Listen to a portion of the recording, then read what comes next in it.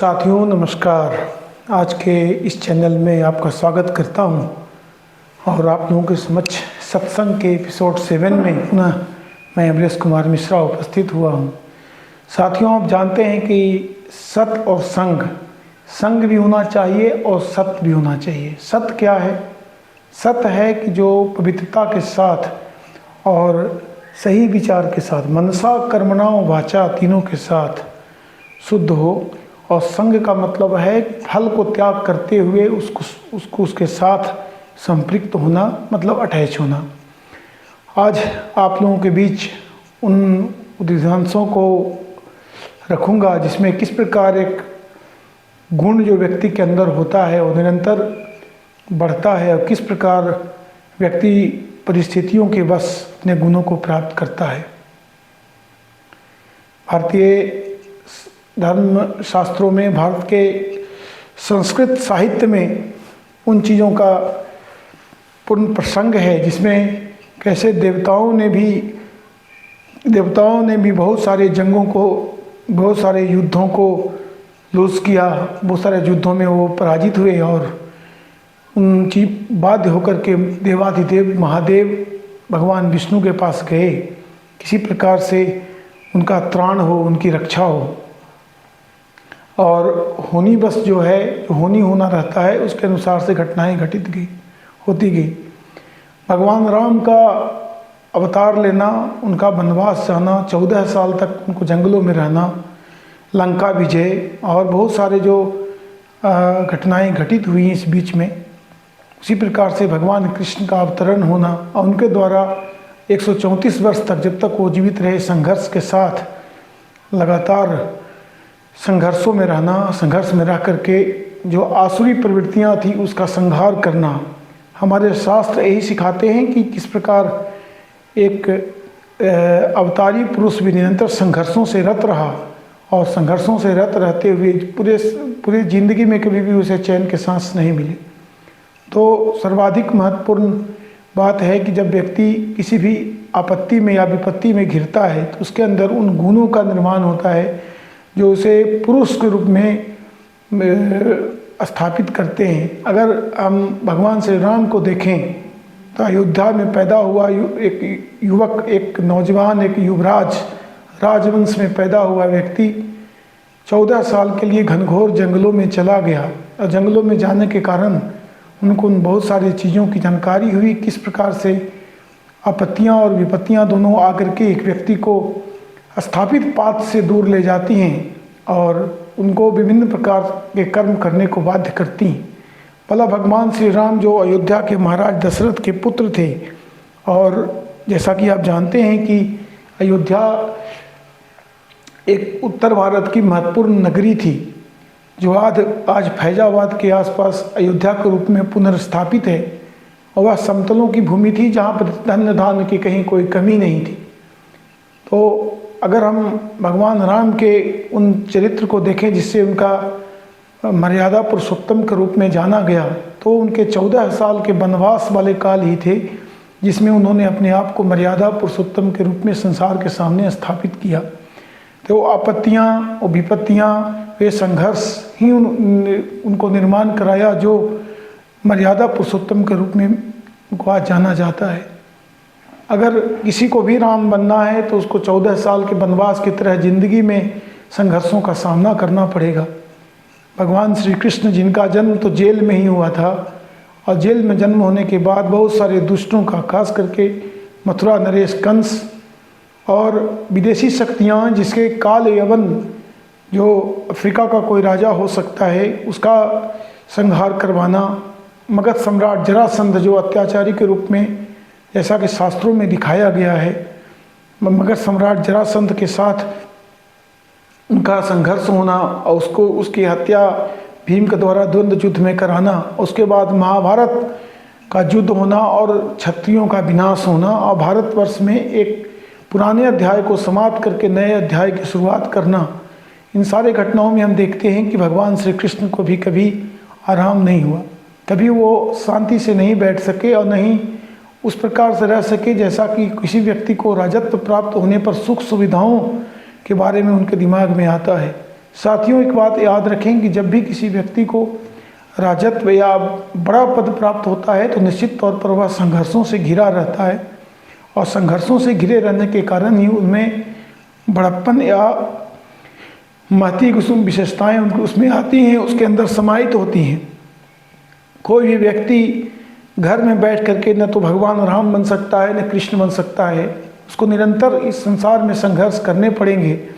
और अच्छे और बुरे व्यक्ति सदैव इस जगत में उपस्थित रहे हैं, हर कालखंड में, हर स्थल पर, चाहे वो वेस्ट हो चाहे वो ईस्ट हो, उपस्थित रहे हैं। और उन्होंने उस प्रकार से कृत्य किया है जिसमें अच्छे लोगों को हथियार उठाने पड़े हैं या उनसे युद्ध करने पड़े हैं, आफत और कष्ट का भी सहन करना पड़ा है।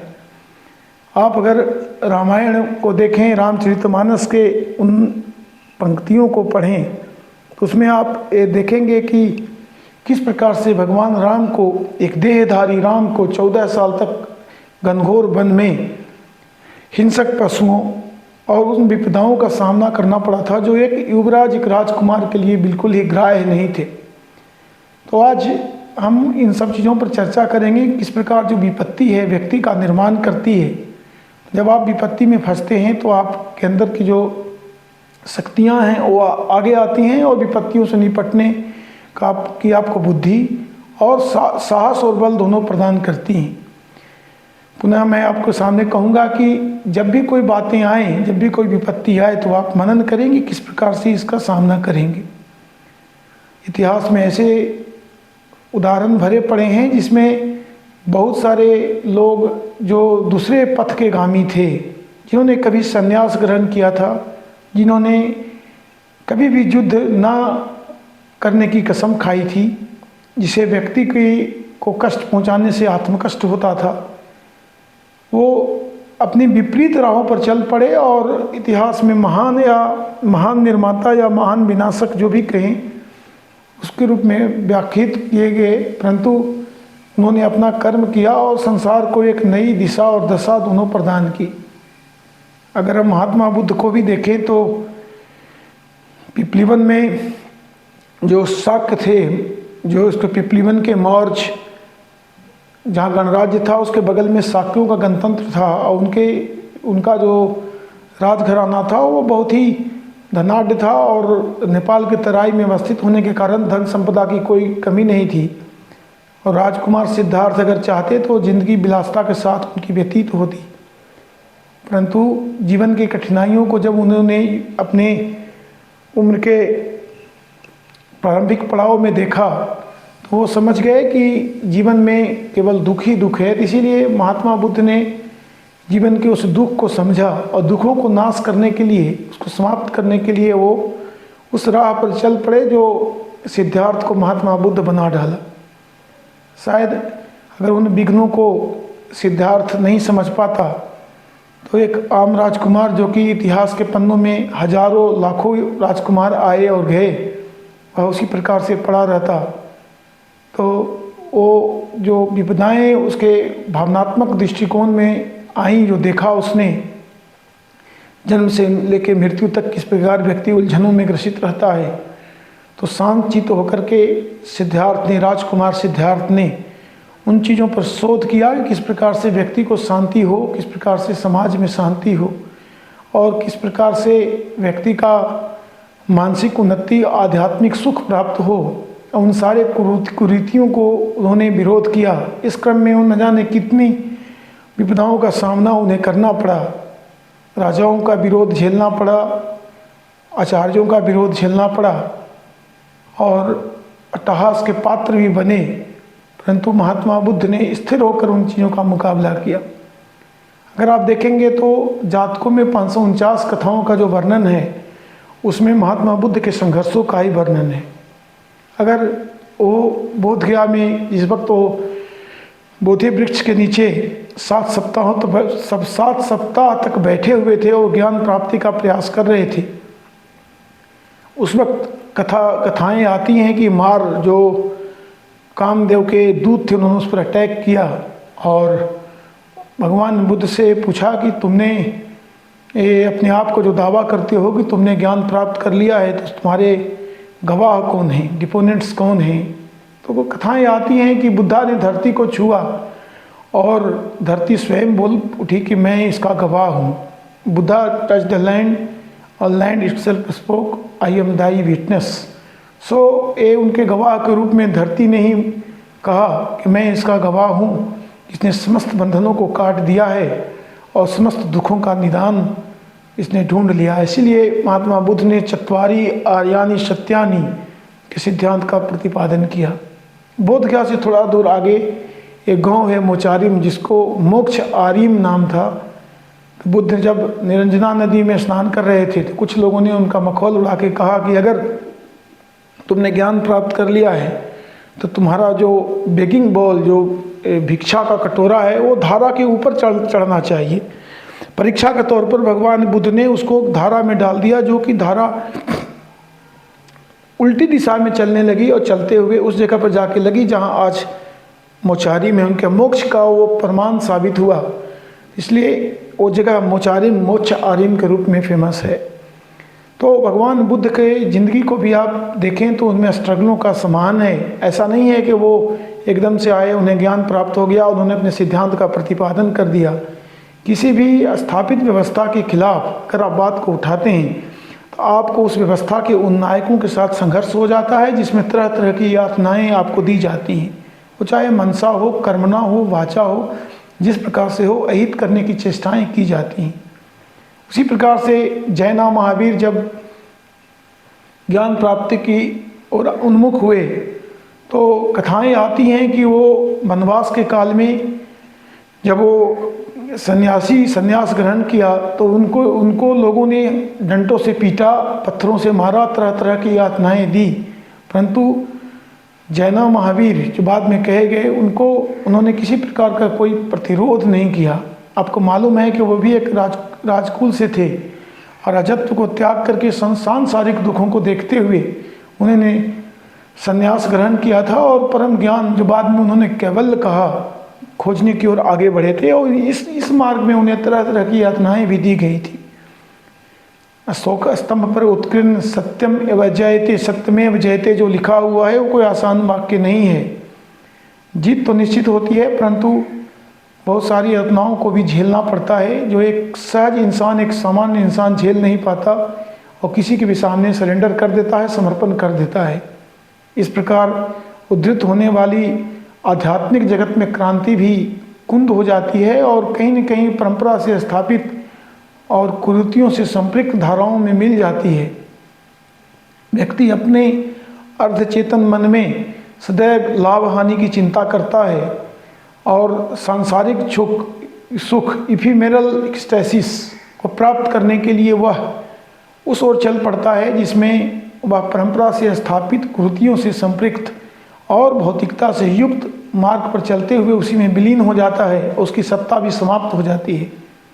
साथियों, जो लीक से हट के चला, राजस्थानी में एक कहावत है कि लीक लीक गाड़ी चले अलिक ही चले कपूत, इसकी रीत उल्टी चले उल्टे चले कपूत। भगवान की जो रीति है सदैव उल्टी चलती है, मतलब उल्टे धारा बहाने वाले लोग ही इतिहास में आध्यात्मिक योद्धा, संसारिक योद्धा कहे गए हैं। संसार भर के लोगों को अगर आप देखेंगे, न केवल भारत में वरन विदेशों में भी, फार ईस्ट में, चाइना में, लाओ त्से नामक एक विद्वान हुआ जिसने स्पष्ट रूप से कहा कि प्रकृति की ओर लौटो। मानव द्वारा निर्मित जटिलताओं को लाओ त्से के द्वारा ताओइज्म में, जो कभी चाइना का मूल धर्म, मुख्य धर्म हुआ करता था, उसने कहा कि व्यक्ति ने अपने स्वार्थ के लिए स्वतंत्रता को बेच दिया है और उस जटिलताओं का निर्माण किया है जिस प्रकार मकड़ी अपने जाल में ही फंस के रह जाता है। इसलिए लाओ त्से ने प्रकृति की ओर लौटो का नारा दिया और ताओइज्म में उन चीज़ों की व्याख्या की जिस प्रकार से आध्यात्मिक सुख प्राप्त हुए। ठीक उसी प्रकार सत्य और असत्य का संघर्ष जरथुष्ट ने अपने जिंद अवस्था में भी उद्धृत किए। और जिंद अवस्था में हम पाते हैं कि अहिरमन और हुर्मज़दा, ये दो जो सत्य और असत्य के प्रतीक हैं, तो अहिरमन को असत्य का प्रतीक और हुर्मज़दा को सत्य का प्रतीक बताया और दोनों में संघर्ष निरंतर बताया। आर्यों की संस्कृति में भी हम देखते हैं कि दानवों और देवों में देवासुर संग्राम हुए, देवताओं की कई बार हार हुई, आसुरी शक्तियाँ जीती, परंतु बाद में सत्य का विजय हुआ। लेकिन इस विजय के पीछे बहुत ही दर्द छुपे हुए हैं। जिंदगी भर का संघर्ष जो आपको चैन से सोने नहीं देते हैं और अंत में आप विजयी होते हैं, परंतु वो बीता हुआ समय लौट के नहीं आता और व्यक्ति को उन सारी यातनाओं को सहना पड़ता है जो इस मार्ग में आते हैं। राष्ट्रकवि दिनकर जी ने भी कहा कि भाई जब तक प्रहार नहीं होंगे, विपत्तियां नहीं आएगी। वसुधा का नेता कौन हुआ, भूखंड विजेता कौन हुआ, अतुलित यशक्रेता कौन हुआ, नवधर्म प्रणेता कौन हुआ, जिसने न कभी आराम किया, विघ्नों में रहकर नाम किया। शब्दों से स्पष्ट है कि व्यक्ति जो धरती का जो नेता है, धरती का जो अग्रणी है, वह कौन है, जिसने कभी आराम नहीं किया, जो विघ्नों में ही रहा और सदैव संघर्ष करता रहा। पिसा जाता जब इच्छुदंड, धरती रस की धारा अखंड, जब फूल पिरोए जाते हैं हम उन्हें गले लगाते हैं। प्रसादों के कनकाब शिखर, मालों के बड़े बड़े शिखर, होते कबूतरों के ही घर, कबूतर के ही घर होते हैं। मालों में गरुड़ न होता है, कंचन पर कभी न सोता है, रहता है कहीं पहाड़ों में, सैलों की फटी दरारों में। तो गरुड़ जो पक्षी राज कहा गया है, वो कोई महल में नहीं रहता, वो यत्र तत्र घूमता उड़ता रहता है और पहाड़ के कंदराओं में रहता है। और वह सुवर्ण के या सोने के पलंग पे शयन न करके चट्टानों पे शयन करता है। तो इस प्रकार उसमें उन शक्तियाँ विकसित हो जाती हैं जो उसको सभी पर प्रसिद्धि दिलाती हैं और उसको सभी से आगे बताती हैं। तो जो आपत्तियाँ आती हैं, जो आफत आते हैं, जिससे लड़ने की क्षमता आपके अंदर विकसित होती हैं, तो यह बात सिद्ध करती है कि आप में उन गुणों का समान ज़्यादा होगा बनिस्बत जो व्यक्ति ने संघर्ष नहीं देखा है। और इस दुनिया में जो दो प्रवृत्तियां हैं, जो सत्य और असत्य है, तो असत्य की संख्या ज़्यादा होगी और वह बलवान भी दिखाई पड़ेगा। उसके बलवान रहने के कारण ही सत्य को संघर्ष करना पड़ता है। और बेसिकली इस एपिसोड सत्संग में हमें जानना भी चाहेंगे कि ये सत्संग में संगति जब लाएंगे तो आप असत्य को समझेंगे और सत्य को समझेंगे। सत्य और असत्य में आप विभेद करेंगे और सत्य की शक्ति और सत्य की शक्ति को समझेंगे। साथियों, सत्य सदैव आपको अकेला खड़ा दिखाई देगा और असत्य के साथ भारी भरकम फौज आपको सामने दिखेगा। इतिहास के पन्नों में आप देखेंगे कि जो असत्य थे वो एक समय इन्होंने सत्य पे बड़ा ही अत्याचार किया। अगर आप पाश्चात्य जगत में जाएं तो ईसाइयों से पूर्व जेरूसलम में भी कई बार रोमनों ने आक्रमण किए। उसके पूर्व असीरियाई सम्राट नेबूचदनेस्सर नाम था उसका, अशूरबानीपाल, इन लोगों ने यरूशलेम का नाश कर दिया और उनके धार्मिक ग्रंथों, उनके धार्मिक स्मृतियों, इसमें ताबूत ए सकीना जो उनका महत्वपूर्ण यरूशलेम में टेम्पल माउंट में रखा हुआ था, उसने उस मंदिर को तोड़ दिया और यहूदियों को मार डाला और बहुत सारे यहूदियों को दास बना करके ताबूत ए सकीना को लेके चले गए, जो आज तक पता नहीं चला कि वो कहाँ गए। बाद के कालों में ईसाइयों के उद्भव होने के बाद तरह तरह के रोमनों ने उन पर अत्याचार किए। यरूशलेम का तो संपूर्ण नाश ही कर दिया और रोमनों ने ईसाइयों को दबाने की हर तरह से चेष्टा की और उनके पैगंबर ईसा मसीह के बारे में आप जानते ही हैं कि उन्हें सूली पे चढ़ा दिया गया। सत्य को कितनी विडंबनाओं को देखना पड़ा। बाद में ईसाई धर्म आज यूरोप का प्रबल धर्म है। उस प्रकार अगर हम देखें, इस्लाम में भी पाते हैं कि जब जजीरा नुमा अरब में जब कुरीतियों का साम्राज्य था तो उसको विरोध करने के लिए प्रोफेट मोहम्मद साहब सामने आए। सामने आने के बाद उनको बहुत सारी विडंबनाओं का सामना पड़ा, उन्हें पत्थर भी खाने पड़े, घायल भी होना पड़ा और तरह तरह के यातनाएं, उनके हत्या का प्रयास किया गया और शक्तिशाली लोग उनके विरुद्ध जा खड़े हुए। तो ये हम देखते हैं कि जब आप सही काम करना चाहेंगे, अच्छा काम करना चाहेंगे, तो आपकी आलोचनाएं शुरू हो जाएंगी और जो असत्यभाषी पुरुष हैं एक साथ मिलकर के आपकी निंदा शुरू करेंगे। मानस में भी तुलसीदास जी ने लिखा है कि साधु असाधु सदन सुख सारी, साधु के घर जाइए और असाधु के घर जाइए। जब आप साधु के घर जाएंगे तो वहाँ राम राम करता मिलेगा और देही गनिगारियों वहाँ का जो तोता होगा, अगर दोनों उन्होंने तोता को पाला है तो एक तोता गाली देगा और एक तोता जो है सो राम राम का नाम का जाप करेगा। वो आगे लिखते हैं कि उपजही एक संग जग माही, जलज झोंक जिमि गुण बिलगाही, सुधा सुरासम साधु असाधु, जनक एक जग जल दिया गाधु, भल अनभल निज निज कर तूती, लत सुजस अपलोक विभूति, सुधा सुराकर सुर सरी साधु, गरल अनल कलिमल सारी व्याधु। तो वो कहते हैं कि जो लोग अच्छे होते हैं वो अच्छे ही रहते हैं, बुरे लोग बुरे ही रहते हैं, जबकि दोनों का उपज तो एक ही है। तो ऐसा नहीं है कि संगति हो जाने से वो कोई दुष्ट व्यक्ति अच्छा हो जाएगा। तो मानस में इन बातों को काटा गया है, परंतु सत्संग से असर तो पड़ता ही है। अगर दुष्ट व्यक्ति है तो उसमें सोफिस्टिकेशन, उसमें विचारों के परिवर्तन करने की संभावनाएं रहती हैं। और जैसा कि आगे उन्होंने ये लिखा है कि गन चढ़ई रज पवन प्रसंगा, और नीचे ही मिलही कीच जल संगा, हानि कुसंग सुसंगति लाहू, लोक ही वेद विदित सब काहू। तो पतंग के साथ धूलि भी जो है आसमान में हवा के साथ पतंग ऊपर चला जाता है, और जल के साथ मिल करके वो धूलि जो है सो कीचड़ में मिल जाता है। धूम कुसंगति कारिक होई, लिखही पुराण मंजू मसी सोई। जब धुएं का कुसंगति होता है, दीवाल के साथ मिलता है तो कारिक तब्दील होता है, परंतु जब वो रोशनाई के साथ हो जाता है, जब वो पेन और रोशनाई मिलता है तो उससे पुराण और कुरान और सारे चीज़ लिखे गए। तो उस परिस्थिति में हम सत्संगति का लाभ तो देखते हैं, आपत्ति और विपत्ति दोनों के संगति का भी लाभ देखते हैं। विपत्ति भी आपको कहीं न कहीं कुछ सकारात्मक पॉजिटिव फल देते हैं, और जो सज्जन हैं, जो अच्छे लोग हैं, वो निश्चित तौर पर उस परिस्थिति में अपने आप को निखारते हैं और उससे लड़ने की क्षमता डेवलप करते हैं। याद रखें, आप कुरीतियों से, असत्य से, गलत विचारों से घृणा करें, परंतु गलत करने वालों को सुधारने का प्रयास करें, ना कि उससे घृणा करें। जिस कड़ी में महात्मा गांधी ने स्पष्ट नरसिंह मेहता के उस भजन को उद्धृत करते थे, पीर पराई जानी ने सकल दोष माँ साहुली बंदे, निंदा न करे तेनी ने। जो दूसरे के कष्ट को समझता है और किसी का निंदा नहीं करता है, वो सज्जन है, और दूसरे को उपकार करता है, वो व्यक्ति महान होता है। तो इन चीज़ों को हम अंगीकार करें और प्राचीन उदिधांशों से इस बात को समझें। विपत्ति अगर आते हैं तो उसके सामना करने की शक्ति डेवलप करें। हर एक धर्म के शास्त्रों से उन चीज़ों को अपने अंदर समाहित करें। जो गुण आपके अंदर जब आएंगे तो आप महानता के उस स्तर पर पहुँचेंगे जहाँ से लोग आपको याद रखेंगे। अन्यथा लाखों लोग आए और चले गए और उनका जानने वाला कोई नहीं।